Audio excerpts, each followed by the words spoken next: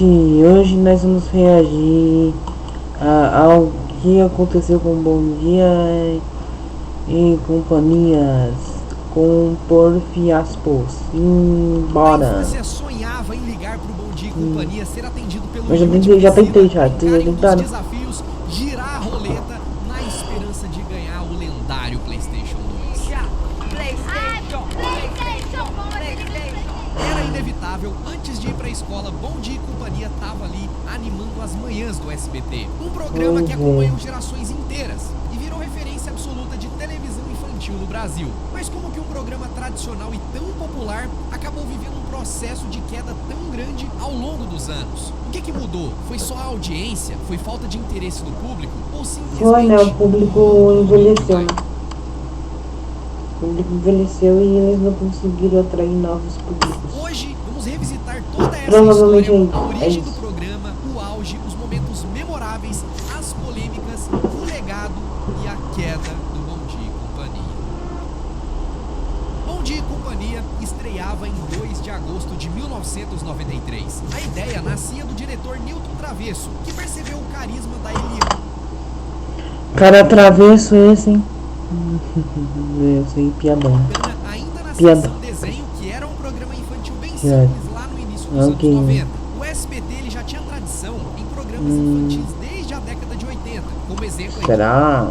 Bozo e também o programa da Mara Maravilha. Só que o Newton Travesso ele queria algo Não mais lembro. estruturado, com identidade própria. Nunca ouvi, não lembro. Principalmente com uma nova Eu não- pegada educativa. eu não Só que entendi com um assim. orçamento apertado e Eu utilizando partes não- do cenário do programa livre, Nunca ouvi falar desses programas. Pois é, sim. a emissora Nunca ouvi. transformou o estúdio em uma casa cenográfica, onde a Eliana apresentava o Bom Dia e Companhia pela primeira vez. E falando Isso eu diretamente já ouvi falar. com o público, introduzindo temas educativos e apresentando os desenhos. E foi ali também que Ok, surgiu né? o Dr. Flitz, que era um PC falante que ajudava a explicar curiosidades sobre ciências, alimentação, leitura e comportamento. O programa começou Beleza. simples, mas funcionou. O SBT entendeu rapidamente que Eliana tinha uma conexão real com as crianças e adolescentes. E isso fez a Uau. audiência reagir rapidamente. O início foi marcado pela mistura entre educação e entretenimento. Além de Flitz, novos personagens começaram a aparecer também, como o clássico Melocoton, que era um monstrinho roxo que virou o mascote definitivo da era Eliana. E foi uma fase com Que deve quadros assustar qualquer educativos, criança. experimentos leves, bate-papo e entrevistas com convidados, sempre reforçando o clima de casa aberta para as crianças. E os desenhos que marcaram esse período são bem populares até hoje, mas também se destacam por serem mais antigos do que aquela geração ali que cresceu nos anos 2000 costumava associar ao Bom Dia e Companhia. E entre esses desenhos clássicos temos Thundercats, Corrida Maluca, Flintstones, A Pantera Cor-de-Rosa, Muppets Pois é. e vários outros. Mas muitos desses se repetiam bastante Só alta qualidade.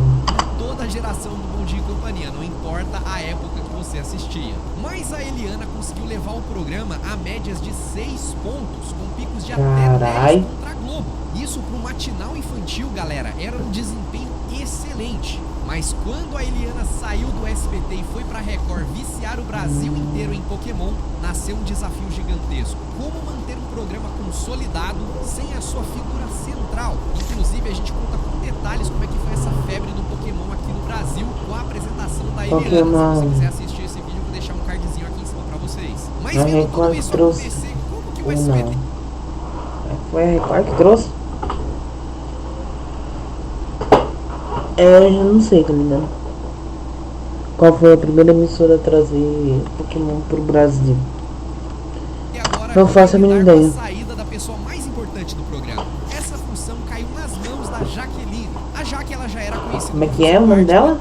Essa função caiu nas mãos da Petkovski. É russa? O nome?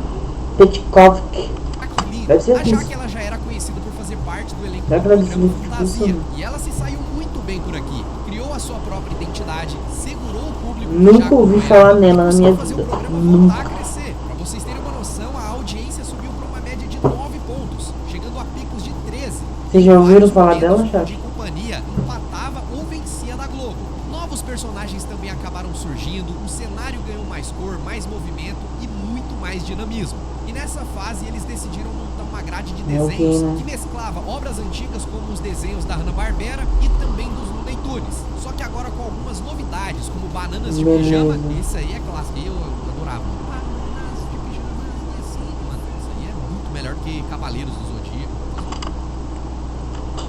Eu nunca assisti na minha vida. Pois é, acredito. Bananas de pijamas, aprontando pra valer, brincando com os ursinhos, cantando pra você. Aí tinha Dudu e Edu, O Máscara, As Meninas Superpoderosas, Doug, A Turma do Pateta e Mega Man. É a ferro e fogo. Mega Man. Nossa, esse desenho era bom demais. Vocês viram que eu criei minha própria marca de óculos? Sabia que fui eu mesma que criei tudo isso sozinha? Foi também nessa fase que o programa começou a experimentar mais quadros variados e uma linguagem mais moderna. Essa fase durou mais ou menos até 2003 e até hoje é considerada bem marcante para quem nasceu ali no começo dos anos 90 e acompanhou tudo durante a infância. Mas o mesmo não pode ser dito da fase seguinte, que trazia a dupla Jéssica e Cauê. Pois é, talvez falando aqui, Esses aí eu também nunca ouvi falar. você nem se lembra que isso existiu. Mas durante os anos 2003 até 2005, essa dupla comandou Bom Dia e Companhia em uma das fases menos marcantes do programa. Durante esse período, os apresentadores mirins não conquistaram muito público, tinha muito pouco carisma e o programa acabou perdendo força estética, identidade e audiência. Foi um período curto, quase apagado, e apesar dos desenhos estarem segurando bastante a barra, ainda não era o suficiente para manter o impacto cultural que as fases anteriores tinham consolidado. Sem contar que agora a gente tinha vários programas matinais dos canais concorrentes, trazendo também cada um desenho específico. A entrada dos animes no Brasil veio com força, mas o SBT precisava se reinventar. Foi aí que eles começaram a repensar o programa por inteiro, mas eles não sabiam como resolver esse problema. Eles ainda queriam persistir naquela ideia de apresentadores jovens, só que buscando pessoas mais carismáticas, com energia. Só trazemos anime dublado, né? Ainda mais uns que faziam sucesso aí. Provavelmente ia, sei lá, talvez trouxessem. Já que eles não podiam trazer Dragon Ball, nem Naruto tava com eles, mas acho que Dragon Ball tava na Globo, né? Eu acho. Não tenho certeza. Mas eu acho que eles não poderiam repetir, passar os mesmos desenhos que outras emissoras passavam. Eu acho, não sei, não tenho certeza. Posso estar falando merda aqui, chat, mas eu acho que eles não podiam passar desenhos que outras emissoras passavam. Eu acho, né? Não sei. Um apelo infantil. Foi aí que surgiu Yuji Tamashiro, que foi descoberto pelo reality Código Fama, e também a Priscila Alcântara. Logo de início formaram um trio com a professora Ítala, mas a química verdadeira é outra. Logo de início formaram um trio com a Nunca ouvi falar dela. Nunca.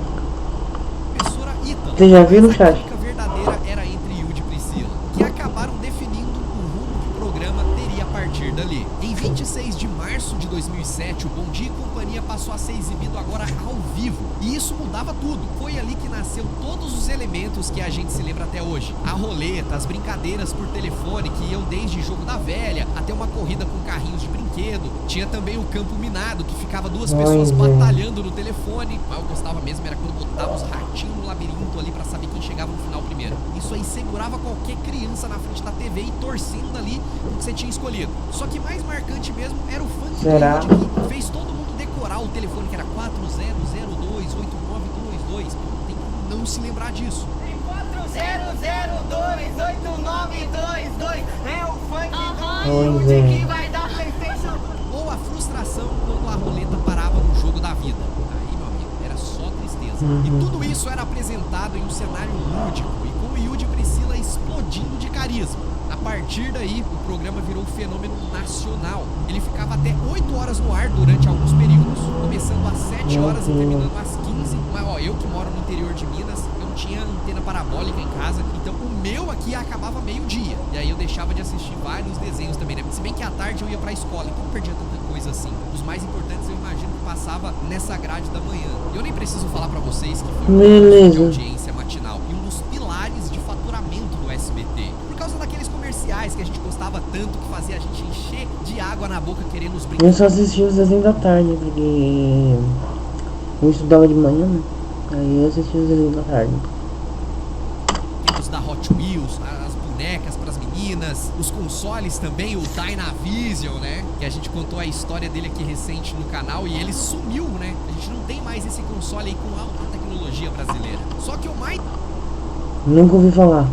importante dessa época Pois são é. os desenhos que consolidaram essa fase inesquecível. Seria impossível não mencionar Ben que, por 10, exemplo, o Ben 10 clássico, talvez né? foi o maior sucesso dessa época no SBT. Ou então Naruto, que também virou uma febre nacional e fez muita gente começar Pois é. a acompanhar o anime no Brasil e consumir os salgadinhos da Elma Chips só pra ganhar aquelas shurikens colecionáveis. Tinha também aquele combo sensacional que era Super Choque, Liga da Justiça e X-Men Evolution. 3 desenhos inspirados em quadrinhos que eram muito bem feitos e excelentes. Se você for assistir hoje em dia é maravilhoso. Tudo passava ali praticamente na hora do almoço. Eu não vou esquecer daquele episódio do Super Choque. Os personagens da Liga da Justiça apareciam ali pra ajudar eles. E como os dois Mano, desenhos passavam praticamente juntos, era muito louco você ver tipo, o desenho conversando com o outro. Pra uma criança aquilo era tipo, como assim, o que tá acontecendo aqui? O X-Men então nem se fala, né? Quando chegava nos arcos finais do desenho, as pirâmides por toda a cidade, o Xavier e o Magneto tinham que se reunir pra trabalhar juntos ali e acabar com o vilão, era massa pra Pois caramba. é. Além disso, teve outros clássicos, como o Clube da Winx, que quase todo mundo lembra da abertura. Mano, eles só tiveram um anime. Sério? Foi só Naruto? Não tinha outros. Meu Não amigo, sei. olha o macaco, Jovens Titãs KND, meu amigo. Respeita. Hi Hi Pofiami Yumi Show, que tem uma curiosidade muito legal que a gente não percebia muito bem porque eu tinha TV de tubo, então o áudio não era perfeito, mas a abertura delas, elas cantavam em português. Pois é, esse desenho em todo o país que ele passou, as cantoras oficiais localizaram a abertura. Muito louco, né?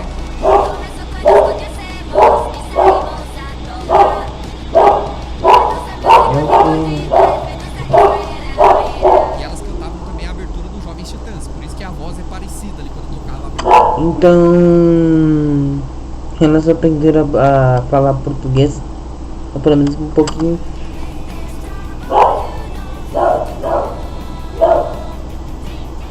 Teve muito desenho legal Não, nessa época. não existia. Tinha Scooby-Doo, Coragem, o Cão Covarde, que eu amava de paixão aquele desenho, mas eu morria de medo, porque é muito obscuro aquela parada, velho. Não faz sentido nenhum. Você não era o único que tinha menino desse desenho.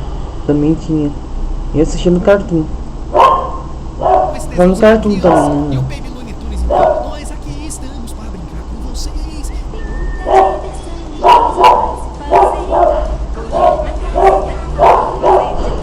Nossa, mas tinha um desenho que ninguém lembra. Toda vez que eu falo, a pessoa fica tipo, não, eu não lembro não. Aí na hora que eu mostro uma imagem, o cara fica tipo, meu Deus do céu, Projeto Zeta. Eu sempre quis saber como é que acabava o final desse desenho. Era muito louco, tinha o mesmo braço ali do Batman do Futuro. E até tem a participação do Batman do Futuro também, que era um Mas se desenho. passa no mesmo universo do Batman do Futuro, se não me engano. Passava Você tá falando no bosta, SBT, mas eu acho que é no universo Eu fui do pesquisar aqui outros desenhos, comecei a ter Batman aquele do Futuro. sentimento de nostalgia que eu acho que vocês estão sentindo junto comigo nesse momento. Se você tinha um desenho favorito, essa é a hora de você comentar aqui embaixo. Me conta aí se eu esqueci de algum lendário. Mas a verdade é que essa seleção de desenhos combinada com a energia do Yudi e da Priscila criou uma geração inteira de crianças e adolescentes que de segunda a sexta-feira sintonizavam o Bom Dia e Companhia. Mas assim, apesar de ter sido a fase de ouro do programa, eu preciso comentar um pouco bizarro foi descobrir como eram os bastidores do Bom Dia e Companhia na época do Yudi. Em algumas entrevistas a gente consegue ver o próprio Yudi contando que chegava bêbado ou virado sem dormir mesmo pra apresentar o programa. Uai, como assim? Chegava das festas muito louco ali. Chegou ali na fase final da adolescência, começando a ficar adulto, né? E com grana também, porque sendo apresentador de TV ganhava bem. Tem até a história de que ele chegou logo depois de anunciar um desenho e tinha reações de estresse e muita pressão. E a relação entre ele e a Silvia Abravanel, diretora do programa na época, passou por alguns momentos bem complicados. Eu cheguei virado pra apresentar o Bom Dia e chamei as meninas superpoderosas. Agora com vocês, as meninas superpoderosas. Bum! Saí correndo, fui pro banheiro e vomitei tudo. A Silvia, inclusive, já confirmou que ele Sério isso, mano? Ok, né? Não chegava vou no julgar. programa de skate virado no Jiraya e que chamava a atenção dele, pedindo pra ele, baixa essa bola aí, que aqui é um programa infantil. Mas mesmo com toda essa turbulência, o programa estava no auge absoluto. E a fase posterior à do Yu de Priscila também foi bastante marcante, porque ela foi apresentada pela Maísa, que chegou ainda criança e já era famosa pelas interações hilárias com o Silvio Santos. Só que no Bom Dia e Companhia ela conseguia ser mais espontânea do que o Yudi e a Priscila, porque como era uma criança, às vezes ela agia de uma forma que você não esperava de um apresentador de TV, que acabava criando cenas assim memoráveis. Eu sou apresentadora de primeira classe. Ela acabou virando um dos maiores Ok, ícones né? infantis dos anos 2010 Beleza. e conseguiu manter o sucesso do programa durante alguns anos. Porém, uma mudança crucial aconteceu no mercado e impactou não apenas o Bom Dia e Companhia, como praticamente toda a programação infantil da televisão brasileira. E aqui eu tô me referindo à famosa proibição de publicidade infantil direta. Pra quê? No Brasil.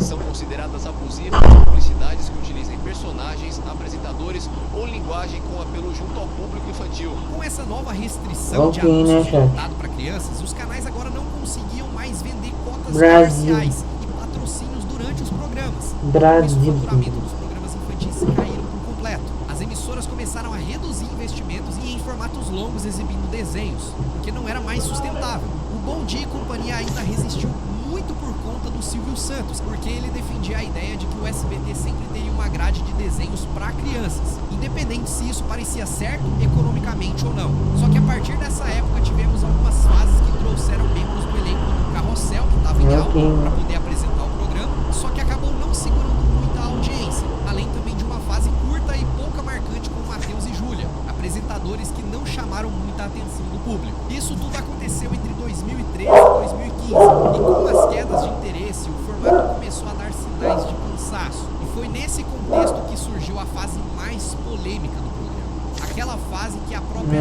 Silva Bravanel, que era diretora, assumiu a posição de apresentadora. Ela virou alvo de críticas por conta da falta de carisma, Eu do lembro. estilo artificial de conduzir, do ritmo travado e até por supostamente ter manipulado gincanas. Foi nessa fase que também ocorreu aquele momento que dá muita vergonha alheia, onde ela basicamente dá um sermão ao vivo pro Brasil todo, Uai. e o resultado foi bem constrangedor. Vocês ficaram que nem idiotas andando pelo corredor? Só pra saber um beijo pra vocês. A justificativa tá dada e é isso que tem. Se medo na vida de outra pessoa, porque ó.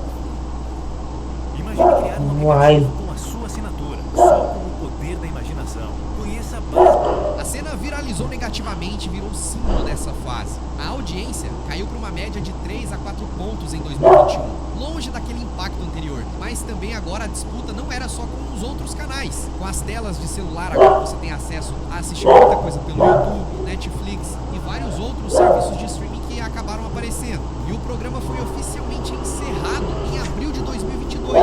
Na época, o SBT até comentou que essa decisão foi puramente por reestruturação da grade. Mas especialistas apontaram que a queda de audiência, as restrições de publicidade e a competição desleal contra os outros serviços de streaming foram os reais motivos desse cancelamento. Mesmo assim, o programa O canal não aguentou, né? Praticamente. chegou a voltar por um mês durante as férias de julho de 2023, em uma versão curta, nostálgica, mas que não se tornou permanentemente. Por quase 30 anos, o Bom Dia e Companhia serviu como companhia diária para milhões de crianças.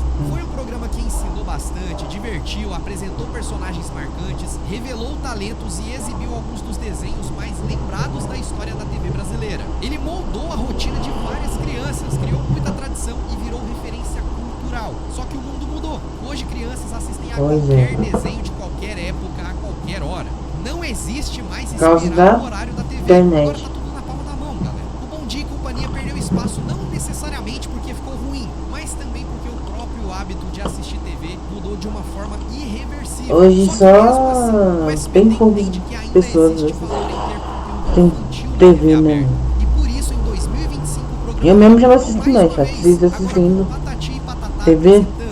Duração de eu apenas 1 hora, cenários reformulados e elementos praticamente não assisto clássicos mais, né? resgatados, como o próprio Melocoton. É um formato diferente, que não pretende competir com o streaming, mas tenta existir ao lado dele, oferecendo programação de qualidade para as crianças que não têm acesso à internet ou tá ali vendo uma televisão, sentado no sofá. No fim das contas, a queda do Bom Dia e Companhia aconteceu por uma combinação de mudanças estruturais da televisão, da publicidade e do próprio comportamento do público. Mas nada disso vai apagar a importância histórica que esse programa teve. E por isso, mesmo com sua suas fases boas e ruins, seus altos e baixos, suas polêmicas e seus deslizes, o Bom Dia e Companhia continua sendo daqueles programas que fazem a gente olhar pra trás e lembrar de um período mais simples, mais leve e talvez uma das mais marcantes de nossas vidas.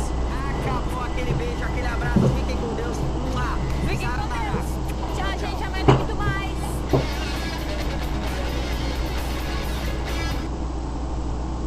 E esse foi o auge e a queda do Bom Dia e Companhia. Eu espero que vocês tenham curtido.